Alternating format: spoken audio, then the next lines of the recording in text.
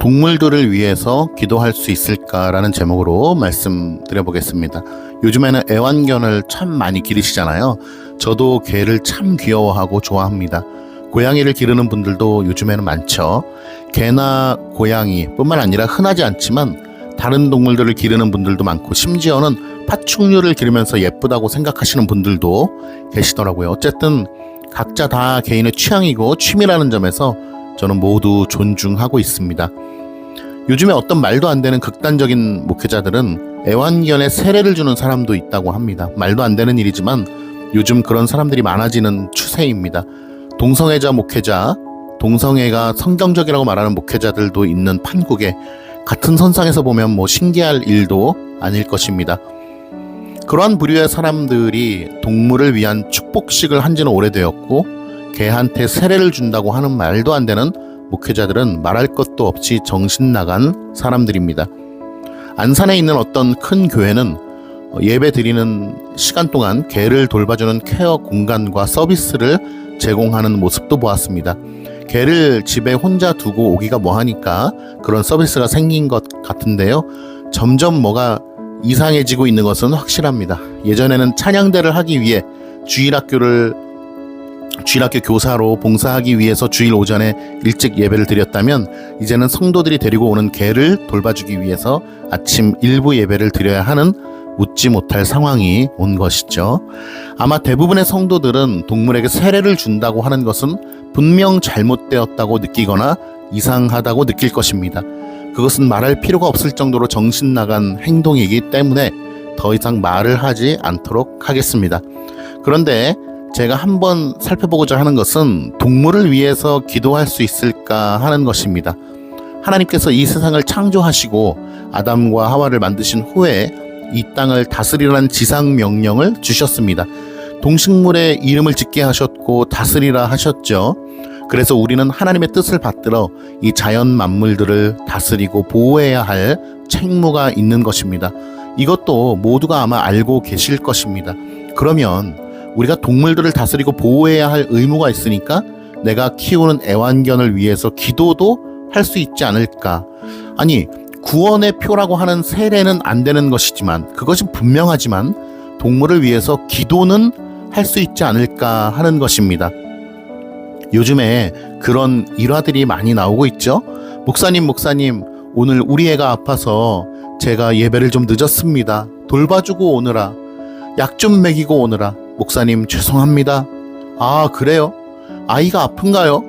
어디가 아픈가요? 이따가 예배 끝나고 신방 가서 위로하고 기도하겠습니다. 집에 가봤더니 누가 아파서 누워있는 것입니까? 그분의 아들이나 딸인 줄 알았던 그 아이가 바로 강아지라는 것입니다. 개를 우리 아이라고 표현하니까 이런 해프닝이 일어나는 것이죠. 그러면서 권사님이 하는 말이, 목사님, 우리 아이를 위해서 기도 좀 해주세요. 많이 아파서 고통스러워하네요. 아프지 않도록 기도 좀 해주세요. 이런 일들이 심심치 않게 일어나는 것이 현실입니다. 그러면 다시 질문으로 돌아가 볼게요. 이 동물을 위해서 기도할 수 있습니까? 그 기도는 합당한 기도일까요? 하나님께서 들으시는 기도일까? 응답하실까라고 하는 질문입니다. 참 어려운 문제입니다. 저는 단호하게 해서는 안 된다고 말씀드리고 싶습니다. 그 이유에 대해서 말씀 두 가지 드리도록 하겠습니다. 첫 번째는 기도의 영역은 신령하기 때문입니다. 기도는 누구에게 하는 것이죠? 하나님께 드리는 것입니다. 그리고 더 엄밀히 말하면 내가 원하는 것을 기도하면 들어주시는 것이 아니라 하나님께서 원하시는 것을 우리로 하여금 기도하게 하시고 하나님께서 이루시는 방식인 것입니다. 기도라고 하는 영역은 사실 하늘의 영역인 것입니다. 하나님께서 하게 하시고 하나님께서 이루시는 것입니다. 그런데 이 신령한 기도라고 하는 영역에 애완동물을 끼워 넣으면 심각한 불균형이 생기는 것입니다. 정통 기독교는 죽은 자를 위하여 기도하지 말라고 합니다. 어제 별세하신 내 부모를 위하여 기도할 수 없는 것입니다. 그 배경은 다 아실 것이니 차치하더라도 이 신령한 기도라고 하는 영역에 죽은 자를 위하여, 심지어는 어제 별세하신 내 부모를 위하여도 기도하지 못하는 것이 성경적 상식인데, 그 신령한 영역에 애완견을 위하여 기도한다? 심각한 문제가 발생을 하는 것입니다. 그러니까 최선을 다해서 애완견을 보살피고 돌봐주는 것은 가능하다. 그러나 애완견을 위하여 기도하는 것은 적절치 않다라고 말씀드리고 싶습니다. 두 번째는 인간의 연약함 때문입니다. 결국 애완견을 위해 기도하는 것은 그의 구원을 위해서도 기도하고 간구하는 방향으로 갈 것이 자명하기 때문입니다.